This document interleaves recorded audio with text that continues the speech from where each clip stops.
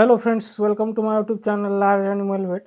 Field condition में जब practice करते हुए बहुत सारे जो नए वेटरनरियंस है या जो भी पशुपालक है, तो उनको इस बात का कभी ना कभी सामना करना पड़ा होगा कि जब भी पशु को गर्दन में इंजेक्शन लगाया जाता है, तो अगर आज इंजेक्शन लगा देते हैं तो दूसरे दिन रात भर में वहाँ पर बहुत ज़्यादा पूरी गर्दन पे स्वेलिंग आ जाती है, या तो कभी कभी वहाँ पर गांठ बन जाती है। और कंडीशन ऐसी हो जाती है कि पशु जो है वो नीचे गर्दन झुका भी नहीं सकता, ना तो चारा खा सकता है ना पानी पी सकता है। तो ऐसी सिचुएशन में फिर जो नए वेटरनरियंस है वो सोच में पड़ जाते हैं कि गलती कहाँ पर हो गई है, या हमने फॉल्टी इंट्रामस्कुलर इंजेक्शन लगाया है, या फिर जो हमने इंजेक्शन लगाया है वो इरिटेंट था, या फिर हमने डोज एक ही साइड पर ज़्यादा लगा दी है। तो इसके बहुत सारे कारण हो सकते हैं कि गर्दन पर स्वेलिंग आती है या गांठ बनती है। तो ये प्रॉब्लम हमें फील्ड में ना आए, क्योंकि इससे क्या होता है कि जो वेटरनरियन होता है, जो पशु चिकित्सक होता है, उसका बैड इम्प्रेशन ओनर पे भी पड़ता है। तो उसको लगता है कि डॉक्टर की गलती की वजह से ये स्वेलिंग आ गई है। तो ये गलती ना हो, इसके लिए हमें इसके बारे में जानना ज़रूरी है कि इसके क्या कारण हो सकते हैं, और अगर ऐसा होता भी है बाय चांस, तो हमें बाद में उसका कैसे इलाज करना है। तो इसी बात पर आज हम चर्चा करेंगे, लेकिन उससे पहले अगर आप मेरे चैनल से नए जुड़े हैं या अभी तक आपने मेरा चैनल सब्सक्राइब नहीं किया है, तो प्लीज़ मेरे चैनल को लाइक, शेयर और सब्सक्राइब करें। साथ में बेल वाला आइकन दबाकर ऑल वाला ऑप्शन भी चुनें, ताकि भविष्य में आने वाली हर वीडियो की नोटिफिकेशन आपको समय समय पर मिलती रहे।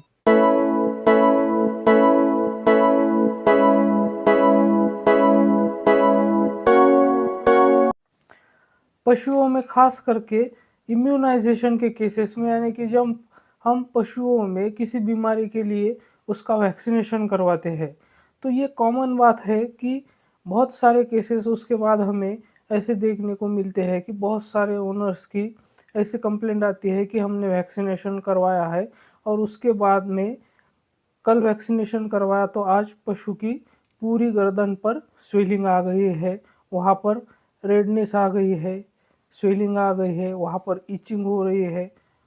तो ऐसे केसेस में ये जहाँ पर वैक्सीनेशन किया जाता है, तो वहाँ पर इंजेक्शन साइट पे रिएक्शन आना एक कॉमन बात है।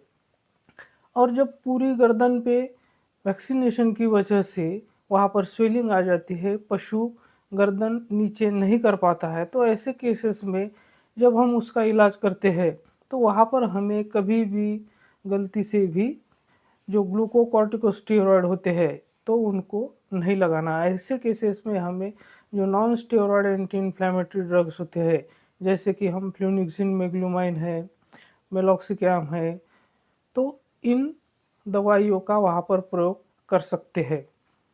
वैसे तो ये जो प्रॉब्लम है, जहाँ पर वैक्सीनेशन की वजह से गर्दन पे स्वेलिंग आ जाती है, तो ये प्रॉब्लम अपने आप ही 2-3 दिन में रिसॉल्व हो जाता है। उसके लिए स्पेशली किसी ट्रीटमेंट की ज़रूरत नहीं होती है। और अगर पशु को बहुत ही ज़्यादा तकलीफ़ हो रही है, तो वहाँ पर आप कोल्ड फर्मेंटेशन कर सकते हैं, यानी कि बर्फ़ के टुकड़े लेकर आप उस स्वेलिंग पर अप्लाई कर सकते हैं। तो हमें 10-15 सेकंड के लिए बर्फ़ का टुकड़ा जो है वहाँ पर अप्लाई करना है, फिर 10-15 सेकंड का गैप देना है, फिर अप्लाई करना है। ऐसे 2-3 बार आपको करना है।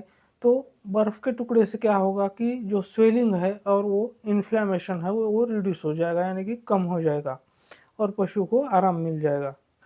तो वहाँ पर आप कोल्ड फर्मेंटेशन कर सकते हैं, यानी कि बर्फ़ के टुकड़े लेकर आप उस स्वेलिंग पर अप्लाई कर सकते हैं। तो हमें 10-15 सेकंड के लिए बर्फ़ का टुकड़ा जो है वहाँ पर अप्लाई करना है, फिर 10-15 सेकंड का गैप देना है, फिर अप्लाई करना है। ऐसे 2-3 बार आपको करना है। तो बर्फ़ के टुकड़े से क्या होगा कि जो स्वेलिंग है और वो इन्फ्लेमेशन है वो रिड्यूस हो जाएगा, यानी कि कम हो जाएगा और पशु को आराम मिल जाएगा। इसके अलावा इंजेक्शन की वजह से गर्दन पर जो स्वेलिंग आती है उसके बहुत सारे कारण होते हैं। जैसे कि कभी-कभी क्या होता है कि पशु बहुत ज़्यादा एग्रेसिव होता है, तो वो प्रॉपरली हम वहाँ पर जहाँ इंट्रामस्कुलर, डीप इंट्रामस्कुलर इंजेक्शन लगाना होता है, तो पशु बहुत ज़्यादा उछल-कूद करता है तो गलती से इंट्रामस्कुलर जाने की जगह वो इंजेक्शन सबकट चला जाता है। तो ऐसे में भी वहाँ पर स्वेलिंग आ जाती है। कभी-कभी जो ऑयली प्रिपरेशंस होते हैं, वो प्रॉपरली वहाँ पर डिस्पर्स नहीं होते हैं या प्रॉपरली वहाँ पर वो जो इंजेक्ट किया है हमने सॉल्यूशन वो फैलता नहीं है, वो एक ही जगह रह जाता है। तो ऐसे कंडीशन में भी वहाँ पर गांठ बन जाती है। कभी-कभी क्या होता है कि हम अगर पुरानी नीडल यूज़ करते हैं, जिसकी टिप बहुत ज़्यादा ब्लंट हो जाती है, तो वहाँ पर जब हम इंट्रामस्कुलर लगाने के लिए नीडल प्रिक करते हैं, तो उसके साथ में वो नीडल ब्लंट होने के कारण जो ऊपरी स्किन का कुछ हिस्सा भी मसल के अंदर चला जाता है और स्किन के ऊपर ऑलरेडी नॉर्मली पशु के शरीर पर बहुत सारे बैक्टीरिया होते हैं, तो वो बैक्टीरिया भी अंदर चला जाता है, तो वहाँ पर इन्फेक्शन हो जाता है और कभी-कभी वहाँ पर पस फॉर्मेशन भी हो जाता है। तो जहाँ पर एक्यूट इन्फ्लेमेशन होता है, वहाँ पर आप कोल्ड फर्मेंटेशन कर सकते हैं और जहाँ पर क्रॉनिक इन्फ्लेमेशन होता है, वहाँ पर आप हॉट फर्मेंटेशन कर सकते हैं।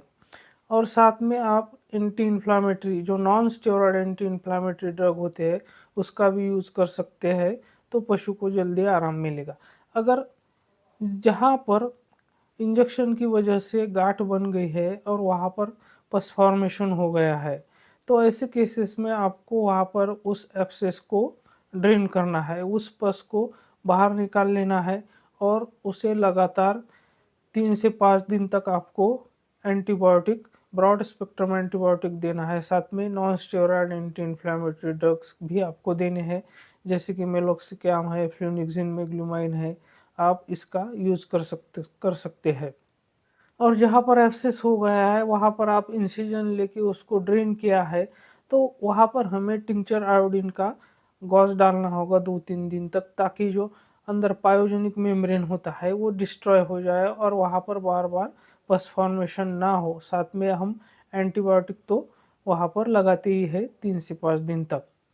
तो ये सब कॉम्प्लिकेशन अगर ना हो, इसके लिए हम क्या कर सकते हैं, तो हमें कभी भी जो नीडल है वो मल्टीपल बार उसको नहीं यूज़ करना है। एक ही एक नीडल हमें बहुत ज़्यादा बार इस्तेमाल नहीं करनी है और नीडल को हमेशा एक बात को हमें इंश्योर करना है कि नीडल जो है वो स्टरलाइज़ होनी चाहिए, ताकि वहाँ पर इन्फेक्शन फैलने के चांसेस कम हो।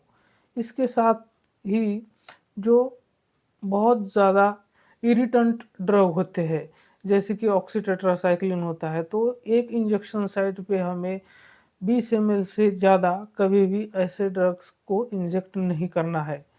तो हमें कभी भी इसको हमेशा 10 से 15 एमएल ही एक साइड पर लगाना है।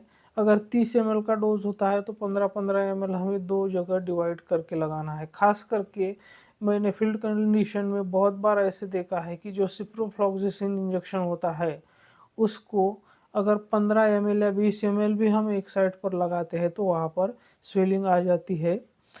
तो ख़ास करके सिप्रोफ्लॉक्सासिन को लगाते हुए हमें ध्यान रखना है कि 10 एमएल से ज़्यादा एक साइड पर सिप्रोफ्लॉक्सासिन हमें नहीं इंजेक्ट करना है। और जो ऑयली प्रिपरेशंस होते हैं, जैसे कि आइवरमेक्टिन का इंजेक्शन है, ऑक्सीटेट्रासाइक्लिन लॉन्ग एक्टिंग इंजेक्शन है, तो ये इंजेक्शंस लगाने के बाद हमें उस जगह पर इंजेक्शन साइट पर अच्छे से मालिश करनी है, ताकि वो जो ड्रग है वो डिस्पर्स हो जाए, फैल जाए, वो एक जगह जमा ना रहे। तो अगर इन बातों का हम ध्यान रखते हैं तो ये जो इंजेक्शन लगाने के बाद गर्दन पर स्वेलिंग आना या गांठ बनना, ये जो प्रॉब्लम है उसको बहुत मात्रा में हम कम कर सकते हैं। तो मेरे साथ बने रहने के लिए आपका बहुत बहुत धन्यवाद।